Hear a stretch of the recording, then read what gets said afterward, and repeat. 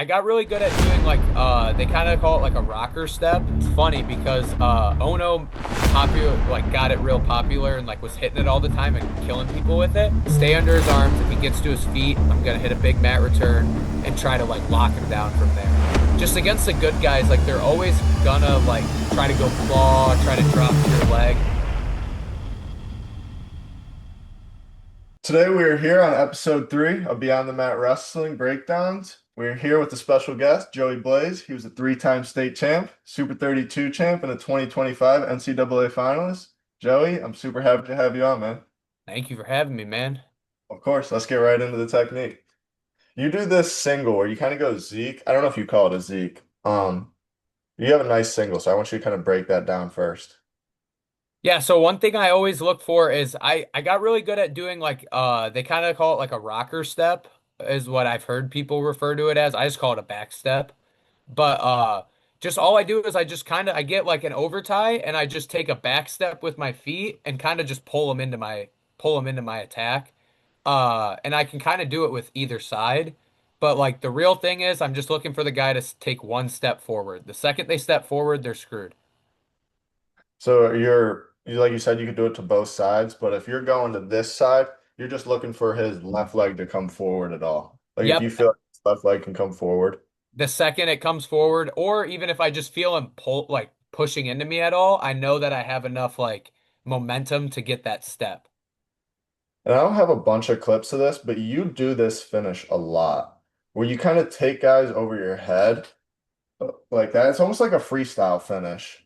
Talk to me a little bit about what you're doing there, because I've seen you do it a bunch. Yeah, so I Coach Shop, he's at Edinburgh now, my freshman year. We were always playing around with because I get in on those singles all the time and I always end in that split the middle and it's like real easy for kids to grab your ankles. So I kind of just we played with this and kind of came up with it in the way of I just got my you get your hands locked and you kind of like keeping it above your head and then what you want to do is you want to slide your feet out and like knees like and hips out. So like you're almost like leaning back while sliding your hips out, like coming out this way. And then all you're gonna do is you're gonna feel what side is like better for you. Like what side are you gonna be able to pop your hips out on? And then I just throw the legs over and try to like run circle my feet and follow. Okay, so you're straightening, so you purposely obviously straighten out that leg, but then once you have the leg straightened out, you don't know what side you could not you don't know, but you're not always taking them to like the side your leg is on. Like if No. you're right straight, you're not always going to the right. Mm-mm. Okay. Honestly, it really depends on what they give me. So like right here, like he's on my left ankle, so I'm Yep. gonna take him right just because All right. that's gonna like the space I'm gonna create is gonna get him to let go of my leg. But like if say he doesn't have my left ankle, I could still go the other way. You can go which either way the guy kind of lets you. Right. Okay. That's interesting. I thought if you like would have your right leg, you'd probably be going that way, but I was just curious. What if he was like locked in your waist there? Like If on he's your locked in the waist, honestly, it makes it even better. But I usually prefer to go to the right just yeah. because it's just how I'm used to finishing. But Yeah. sometimes when people scout this and then they're like kind of defending it, if you go left, it'll completely like screw them up and it'll give you that same reaction just because they were defending the right so hard. Right, right. No, I've seen you do it a lot. Like you said, you end up in that waterfall position a lot. And no, I've seen you do this finish a lot, so I wanted to pick your brain on it a little bit. That's a good finish. It's kind of a freestyle finish, no? Yeah, it's sneaky. It's one of those where like if he doesn't grab both my ankles right away, I'm probably gonna score, and it just makes it like it cuts out all the extra scrambling from those positions. Right. Honestly, don't know what's next. I think it's probably another leg attack. I haven't watched this in a couple days. I'm sorry. Oh, no worries.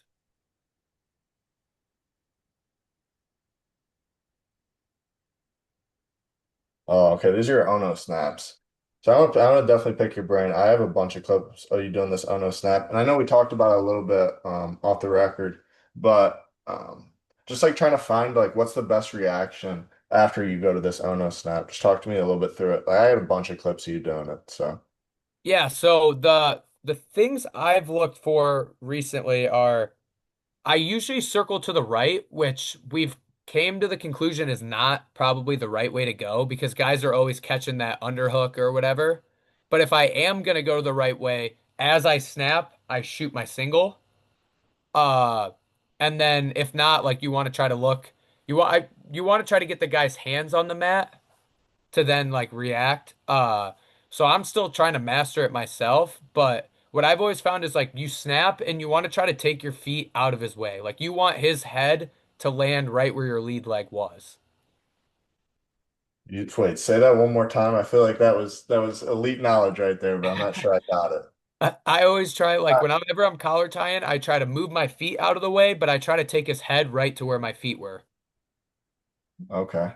So like Okay. usually like if I'm snapping into my lead leg, like I take like a drop step, but like my whole goal is to put that guy's body right where my lead leg just was. Put his body. Okay. Okay. I like that. That's a different perspective. I guess I've never heard that.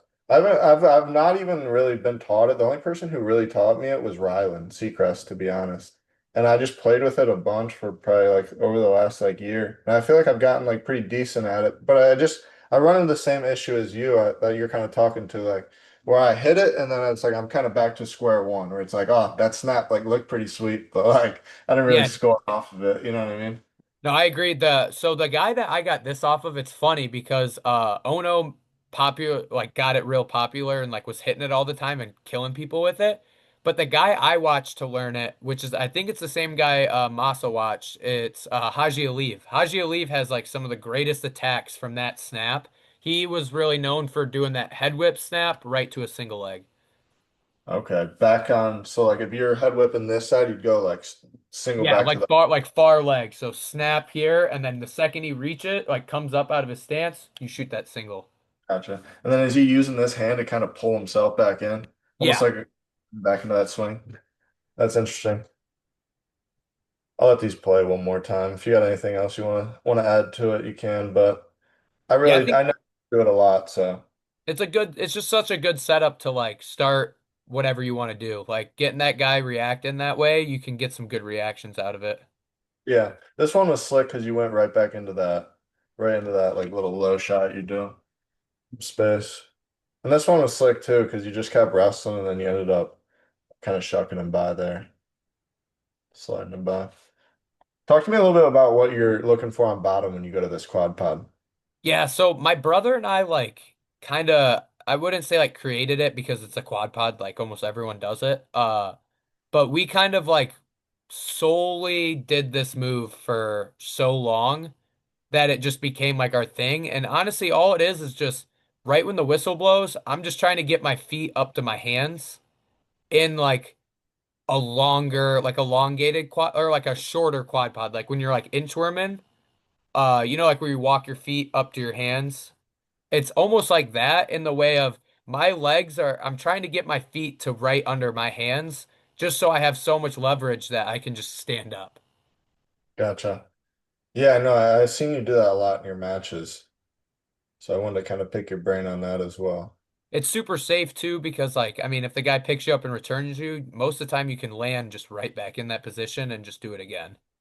Right. Are you a type of guy that you're trying to like look for hands once you get to your feet? Because I feel like there's a couple different philosophies on this as far as like, do you want to be bent over at the waist and try to fight that guy's hands and like stay sturdy, almost kind of how you are right now in this clip? Or do you want to put the hand in your back pocket and cut through? Yeah, so I would say realistically, like perfect world, you want to try to get the hand and cut through, but like just against the good guys, like they're always gonna like try to go claw, try to drop to your leg. So honestly, I like to lean over and honestly, sometimes I'll bait a stall call just because some kids are good at getting locks. So I'll let them if they get their hands locked, I'm kind of just pinching their lock and just hoping that they don't lift me. Because then if they do lift me though, I just go roll right away. So it's just kind of like just getting up there and then I like to always be in that little lean position just because it's hard to return you. If they do, you can just get right back up to your feet and then you'll eventually find the hand. Right, right. No, I like that a lot. I haven't really I've gone quad pod in the past and sometimes I don't feel like I'm super strong there, honestly. But you seem like you do a good job of getting both your feet out and like being in like a pretty solid base there. Yeah, it's So like I almost just call it like an effort. Like the quicker you can get to your quad pod and up off that whistle, the better it's gonna work. You know what I mean? Like sometimes you'll get to the quad pod and like think like, okay, do I want a knee slide? And then right there's when all the weight gets to your hands. I feel like the Right. main thing I'm trying to do is relieve a lot of the weight off my hands and put them on my legs. Do you feel like you had to make a big adjustment when you came into college as far as like the bottom, just in general? Uh, a little bit. Like, honestly, it would be if I didn't get out right away. Like, if I could get to this right away, I'd get out. But like, if I got mat returned and the guy started like bringing his knees in on me and everything, like that's where things would get fishy. But I also was just super fortunate and blessed to have AJ Shop as my coach my freshman year, and he was like that's what he was known for was just being a killer on top. So I got really good reps every day. And I think that kind of helped me to where it wasn't like a huge problem ever. Like there was never a case scenario where we would choose neutral. Like I always just go down. Yeah. He was super funky, wasn't he? Yeah, scrambly and then really good on top. Yeah. I feel like I've seen some of his stuff. Like some of this, he makes some social media clips now. Yeah, he's doing that over at Edinburgh. He's I real thought so. knowledgeable. He helped me a lot. Yeah. No, I thought so. I thought so. I just didn't want to, I didn't want to sound stupid. Oh no, yeah. He's running up that influencer stuff. Yeah. Yeah. Yeah. So this is kind of that low, like little pick you do from the outside. You didn't get it here, but I want to throw it in because it's pretty slick. You do it off the whistle again here. Yeah, so this shot again, it's like it's super easy, and what I'm really just looking for is the guy to step. The second the guy steps, or puts any weight on his lead leg, I just go because I'm fortunate enough to have like pretty long arms, so that anytime someone kind of comes out of their stance or reaches, it's just a safe little pick that I like to try to shoot. Because just like in here, like if you miss it, you're just kind of in a basic front head. The guy doesn't really have much to like run around or like much control at all. Right. Are you usually trying to kind of run backside and get your head behind that knee? Yeah. If you do get it. Yeah. Gotcha. I mean, either running, sometimes it turns into like a knee pit or like a knee pull almost too. Like I'll end single leg. Uh, but it really just depends. It's honestly whatever the guy goes. Cause like here, like Sasso instantly went kind of like limp leg. So Yeah. it just felt right to go above the knee. But like if the guy tries to go sit the corner, I'm probably gonna go elbow in or like shoulder into his knee and try to elevate his leg. Yeah. Okay, that makes sense. Yeah, I guess it was probably just the reaction that Sasso gave you here. Kind of a weird, funky wrestler. Yeah, he was trying to hit that cradle. And I don't think you scored this because at the end of the period, but this is so sauce. I had to throw it in. Do you is that something you train a lot? Because I know that's kind of like a new move almost. I don't say new, but kind of came around like more recently. Yeah, so honestly the same time that I started practicing that Haji Aleve snap, I started practicing like that the swims. I think they call it a swim step. Like the move that Sidakov hits on everybody, like that kind of swim outside Yeah. step. Uh, I started doing it, but then I found that if I can do it, like when I do it to the opposite side of the guy, it's almost more effective. So you're Because saying you have instead a of going righty lead, high and then when cross, you kind of bring that left leg up, it just surprises people. yeah, no, this was super slick. That was so sauce. I wish that would have counted. I know. I low key when I watched it the first time, I thought it was a takedown, but I'm obviously not like there listening to it or anything. This was that cradle you hit on this Michigan kid. I just want to talk through like maybe what were you looking through here? Because like, you look like you're kind of gonna cut him, and then you went right to that cradle. Yeah, so honestly, shout out Luke Lillidahl. I watched him do this a bunch where it's just kind of like it's just a cheap like cradle in the way of you're kind of pushing the guy off, but you're like saddling him to step up his outside leg. And if his head gets too close to his knee, like the second I lock my hands, I mean, it's a cra like I'm just kind of letting him go, but I'm floating my hips to one side so he has to step up one way. And if you're not it's just really like if the guy kind of just loses focus for a second and just like, oh, let me step up and get out, then I'll catch that cradle. Yeah, that's like exactly what happened. Like you said, you're cutting him. This dude kind of loses focus for half a second, and then you just slap on that cradle and go.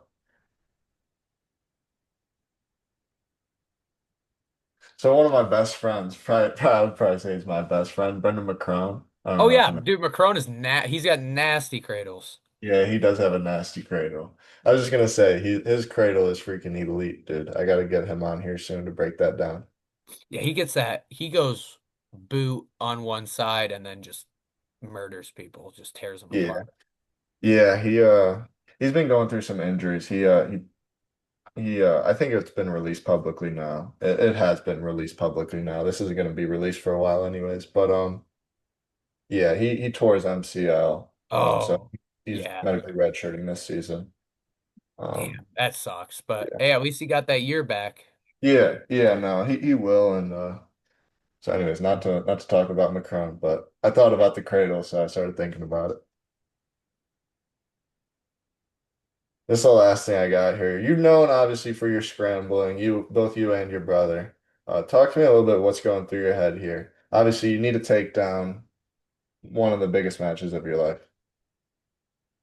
Yeah, honestly, the biggest thing here was going through my head was shit, I hope we don't go out of bounds because earlier in the match I had got in on a single leg on him pretty deep and I thought I was going to finish it, like had his leg split and everything, and then they said we went out of bounds. So I was just really hoping that, you know, that I could keep my feet in or that he would keep his feet in. But also like that whole scramble was so long that I honestly lost like track of where we were on the mat.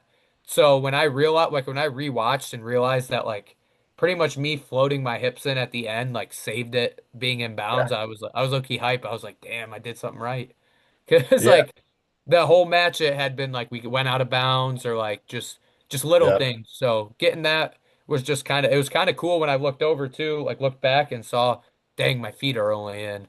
So good thing I sometimes I practice that, I guess, keeping my feet in on the line. So glad I did it. Yeah, for sure. For sure. Talk to me a little bit, I guess. You get the takedown here, but there's still I didn't probably add it in. There's still 50 seconds on the clock though. You got to go put a tough ride on this dude for 50 seconds. What's going through your head in those moments? Yeah, so honestly, what's going through my head is just kind of do what I've been taught. Don't do anything out of the ordinary. But then also just try to keep my arms under him and my hips behind him. Because I like a lot of the times that I give up like easy, quick escapes, I try to jump to something right away. And the guys, I either take my weight off of them or I go over their arms. And that's when they get out. So I was honestly just thinking, stay under his arms. If he gets to his feet, I'm gonna hit a big mat return and try to like lock him down from there. Right. Yeah, I watched some of your other, obviously just watching a bunch of your videos here the last couple of days, just put together this video. Seemed like you were really, really good at putting a tough ride on dudes when like you had to. Like if there was freaking 40 seconds left on the clock or a minute left on the clock, like you were good for like a ride out, especially at the end of the match. Yeah, I gotta like shout out Scotty for that just because like we worked so much of that in practice of like you're tired, the match is tough, but you gotta ride to win. And I feel like that, and we still do it here at college. So shout out Ursuline and our coaching staff. They just emphasize that a lot about being tough and just kind of because that's all I feel like that's a lot of what this is. The tough, gritty rides at the end is really just you gotta sack up and just ride them out. You know what I mean? Do whatever you can. So I just gotta give credit to those guys.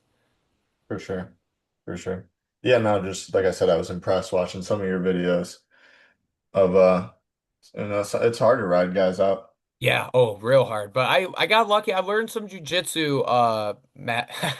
I learned some jujitsu stuff right there, like where you get the lock, where you get your lock, rolling your forearms over the soft spot in his hip and just kind of leaning all your weight on it.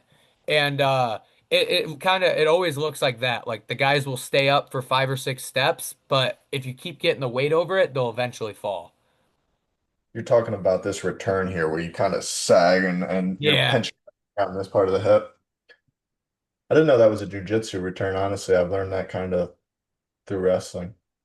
But I Yeah, like that. see, I could have learned it through wrestling, and one jujitsu guy brought it up to me one day. Yeah, That's how I am. Like I'll forget about some moves, and then someone yeah, will be like, "Hey, do you do this?" And I'm like, "Oh yeah, I could do that." And then I start doing it, and it works. yeah, yeah. What's going through your head here? He tries to roll. He was trying to Right roll. here, I was like, "Damn, don't lock my hands." And then I looked at the clock, and I was like, "Oh, it's iced right there." Okay. Give it. Oh And then God. Marcus was like, Marcus, Scotty, and Gray were like across in the first row. So I was giving that tongue to them because I saw them going crazy. So then I started going crazy. I was like, "Hell yeah!" That's funny. Yeah. And then right here, I was like, "Just do not lock your hands," because that would be something I would do on accident. Yeah. Dude, you actually almost did kind of I lock your. know. Now that you say that, I was just looking for it. Not that you did. I don't think you did, but like, I think like I like grabbed his hip and then I had yeah, like the tight waist right here. So I was still yeah, was close. yeah. Nah, I wouldn't have called it for sure, but No, yeah, then right there I was pointing to them because they were right there before the match. They like hawked down some spots. So them being right there, like Loki gave me a lot of motivation for the match too, just in general. would you say that's the biggest win of your life? Yeah, probably. I just overall like volume of what I've done. That would be I even if it's not the biggest win, it's the coolest win of my life. Like I feel like the whole like aura of the arena and everything afterwards, like it felt like I had like accomplished something even though I hadn't yet. You know what I mean? Yeah. Yeah, it seemed like you were more hyped for the KSAC win than when you beat Chumley in the semis, honestly. Yeah, Like you were still hyped, don't get me wrong, but no, I agree. I was more like this match almost made the rest of the tournament easier because I was like, all right, this was the RPE 10. You know what I mean? yeah. And I hated the way you and Antrell's match went, honestly. Yeah, stuff I really happens. talk to me this will be the last thing. What do you think about the knee wrestling? Do you think that should be called stalling? I think it should be called stalling if you don't have any motion or attack from it. Because they're like Drake Ayala, for example. He goes to his knee, guy's collar tie, he goes shuck. Yeah. That's a move. Like you can do that. Like that's something that like he could score on that in an instant if he drops to his knee and you collar tie him right away. But like the guys that, we've like had this in a couple matches where we've yelled stalling for the other team and it's like when you drop to your knee and you really don't have any intention of doing anything, uh I think that's like just blatantly stalling. You know what I mean? Like the point of wrestling is just action and just trying to like be entertaining and exciting. And I just think dropping to a knee isn't entertaining or exciting. So that's why I think it's stalling, honestly. Yeah. No, I agree 1,000%. I hate to throw Angelo Ferrari under the bus, but I feel like he's like such a good example of a dude that just freaking like Well, sits on that knee it's until situational too. Like when he gets to the edge, sometimes he does it, and like he's looking for the guy to come into him so he can shoot under him real quick. But I just think like too, if you go to your knee a lot, it's very scoutable. Like, okay, this yeah, guy's gonna go to his knee, and yeah. yeah, I agree. I think it should be stalling if you're not shooting or back up on your feet within 3 seconds. Yeah. No, just I think as a fan, it just kind of gets boring to watch, just knowing like going into certain people's matches, it's like I know dude's gonna sit on his knee, get out, probably freaking try to, you know what I mean, like be in a 1-1 match and then try to Yeah. get a takedown with 30 seconds, or it's gonna go. Yeah, I mean, like that's kind of like boring as a fan to watch, I feel like. I Um, agree. And I think from an entertainment aspect, they should start calling stalling on it just so kids like, do I think like tactical wrestling wise is it stalling? Maybe not, but entertainment wise, it's 100% stalling. And if you want to keep getting wrestling, growing wrestling, I feel like you can't allow people to just sit on their knees. And it's no like shade or anything because those guys are really good. yeah, It's just in their style. So I think just having it to where if you're not attacking 3 seconds after you're on your knee, hit them with stalling. yeah, I agree. I really appreciate you hopping on here, man. It was awesome. Of course. Thank you for having me, man. This was a blast. Of course.